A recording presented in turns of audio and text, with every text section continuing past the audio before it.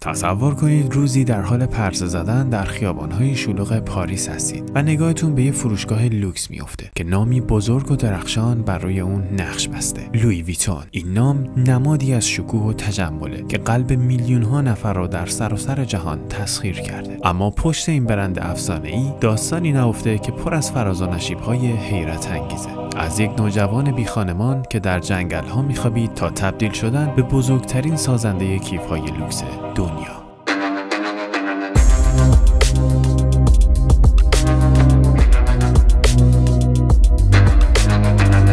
لویی ویتون در سال 1821 در دهکده کوچیک در فرانسه به دنیا آمد. اون دوران کودکیش رو در خانواده فقیر سپری کرد. پدرش آسیابان و کشاورز بود و مادرش برای کسب درآمد اندک کلاه‌های دستساز می‌ساخت. خانواده ویتون در شرایطی زندگی می‌کردند که حتی از برق و آب لوله‌کشی محروم بودند. در اون زمان هیچ مدرکی نشون نمیداد که لویی تحصیلاتی داشته باشه. نزدیکترین مدرسه به محل زندگی اونا 6 مایل دورتر بود و به نظر می‌رسید که لویی تمام وقت خودش رو در مزرعه به کار می‌پردازه. اما اوضاع برای لویی به همین سختی باقی نموند. در 10 سالگی مادرش رو از دست داد. پدرش دوباره ازدواج کرد و نامادریش رفتارهای سختگیرانه و کنترلگری با او داشت. همین مسئله باعث شد که لویی در 13 سالگی تصمیم بگیره خونه رو ترک کنه و به پاریس بره.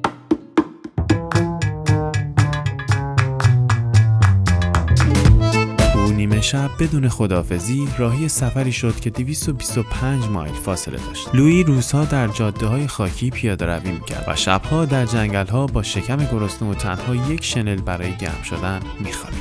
در هر دهکده‌ای که می‌رسید کارهای مختلفی انجام میداد تا مقداری پول یا غذا به دست بیاره. او در این مدت مهارت‌هایی در زمینه کار با فلز، چوب، پارچه و سنگ کسب کرد که بعدها زندگیشو متحول کرد. اما این سفر دشوار 3 سال طول کشید تا اون سرانجام به پاریس رسید. در پاریس لویی به عنوان شاگرد یک جعبه‌ساز شروع به کار کرد. اون جعبه‌هایی با اندازه‌های سفارشی برای مشتریان می‌ساخت. این شغل اونو با افراد طبقه بالا آشنا کرد، افرادی که به دنبال چمدون‌های سفارشی و با کیفیت بودند. در سال 1851 لویی به عنوان یکی از بزرگترین جعبه‌سازهای فرانسه شناخته شده بود. او در 33 سالگی پس از ازدواج تمام پس‌اندازش رو برای افتتاح کارگاه شخصی خودش در پاریس خرج کرد. لویی در این کارگاه طرح‌های جدیدی برای چمدون‌ها ارائه داد. او همچنین متوجه شد که چمدون‌های چرمی اون زمان با طرح‌های گرد خود مشکلاتی ایجاد می‌کردند. برای همین با استفاده از پارچه برزنتی که سبکتر، با دوام‌تر و ضد آب بود، چمدون‌هایی با سطح صاف طراحی کرد. این نوآوری نه تنها چیدمان را آسان‌تر کرد، بلکه موجب شد چمدوناش به نمادی از کارآمدی و ظرافت تبدیل بشه.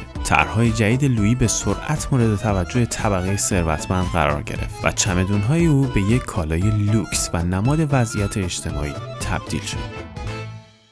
در عرض 2 سال سفارش‌های بین‌المللی از سراسر جهان به سمت او روانه شد و لویی تونست تیمی از صنعتگران را برای پاسخگویی به این تقاضا استخدام کنه. اما درست زمانی که به نظر می‌رسید همه چیز داره خوب پیش میره، جنگ فرانسه و پروس در سال 1870 زندگی لویی رو دگرگون کرد. جنگ اون رو مجبور کرد خونه و کارگاهش رو ترک کنه و به پناهگاهی شلوغ پناه ببره. زمانی که اون تونست به پاریس برگرده، کارگاهش به کلی تخریب شده بود. اما لویی ناامید نشد. اون تصمیم گرفت کارگاه جدیدی رو در نزدیکی ایستگاه راهن و هتلی بزرگ افتتاح کنه. این مکان جدید نه تنها باعث شد مشتریان بیشتری جذب بشن، بلکه به اون فرصت داد تا طراحی‌های جدیدی ارائه بده که دوباره محبوبیت زیادی پیدا کنه. لویی تا سن 70 سالگی در کنار خانواده‌اش به توسعه برندش ادامه داد و پس از مرگش پسرش جورج ویتون مسیر اونو ادامه داد. جورج نماد الوی رو طراحی کرد که امروز به عنوان یکی از شناخته شده ترین نشانه‌های تجاری جهان باقی مونده.